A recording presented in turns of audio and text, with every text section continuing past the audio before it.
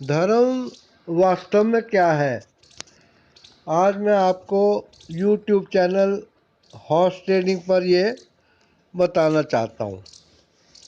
आशा करता हूँ आप चैनल को सब्सक्राइब ज़रूर कर देंगे। देखिए, धर्म जो है, धर्म एक शब्द है, लेकिन इस संसार में हर देश में, हर समाज में विभिन्न प्रकार के धर्म शुरू हो गए। सबसे पहले इस संसार में बस एक धर्म था, वो था सनातन धर्म। सनातन धर्म means from very beginning till the end of this world. तो एक धर्म था वो।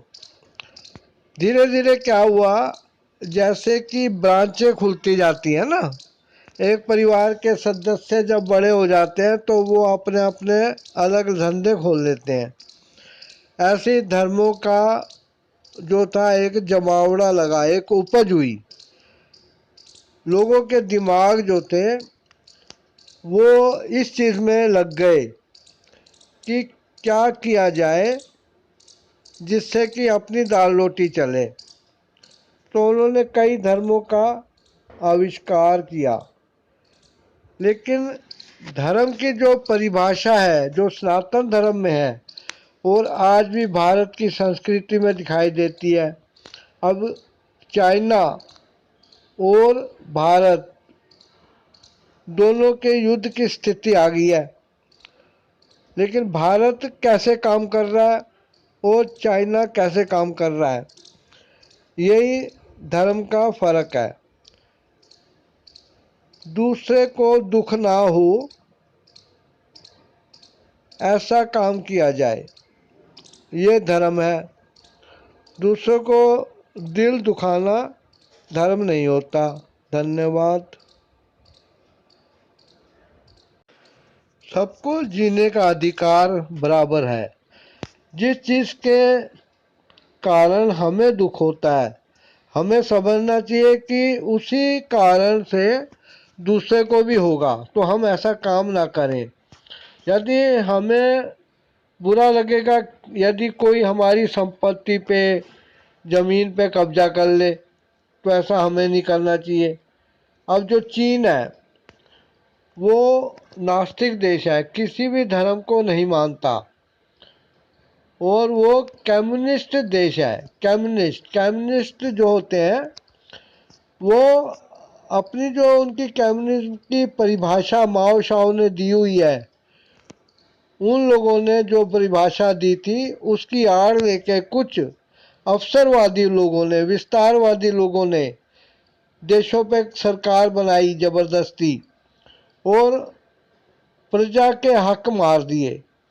अब जो सरकार कहेगी या उनका तानाशाह कहेगा वही कानून है। कानून क्या है? कानून है गलत और सही का अंतर, कानून है। ठीक है जी। किसी भी देश में कानून किसी चीज़ की, हक की, अधिकार की, इंसान की रक्षा के लिए होता है। लेकिन चाइना में कोई धर्म नहीं है, किसी को कोई अधिकार नहीं है दूसरे देशों की ज़मीन पे ज़बरदस्ती कब्जा करना। 1860 में कहते हैं कि ये जगह हमारी थी, रूस की। अगर रूस की 1860 में जगह थी तो क्या कल का दिन 1860 था? अब तक तुमने इस चीज़ को, संसार को क्यों नहीं बताया, अपना हक क्यों नहीं जताया? इसका तो यही मतलब है कि पूरी धरती एक बार चाइना की हुआ करती थी। अब इस दुनिया का नाम, इस पृथ्वी का नाम चाइना ही रख दो, ऐसे नहीं होता है।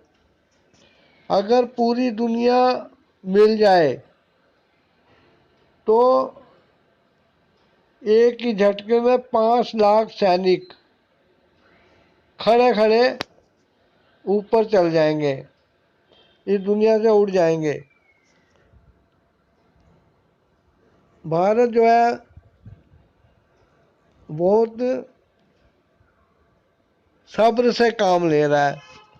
चीनी सोच रहा है कि 1962 में जी रहे हैं, लेकिन उसको पता होना चाहिए कि 2020 है, और उसको ये पता होना चाहिए कि कोरोना वायरस के कारण उसने पूरे संसार की आर्थिक व्यवस्था खराब कर दी।